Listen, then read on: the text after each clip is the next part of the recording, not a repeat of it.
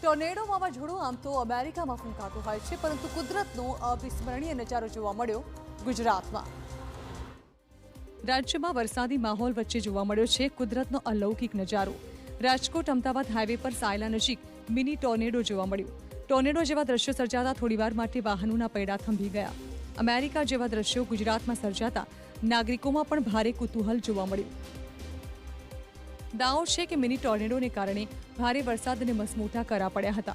દ્રશ્યોમાં જોઈ શકાય છે તેમ જાણે કે આકાશમાંથી વાદળોથી ગૂંથાયેલી દોરી જમીન પર ઉતરતી હોય તેવું લાગી રહ્યું છે. મિની ટોર્નેડોને પગલે હાઈવે પર આંધીનો માહોલ સર્જાયો હતો. પવનની તીવ્ર ગતિને પગલે ધૂળની ડમરીઓ ઉડી હતી, તો ડિવાઈડર પર લગાવવામાં આવેલા છોડ ઉખાડીને ફેંકાયા હતા.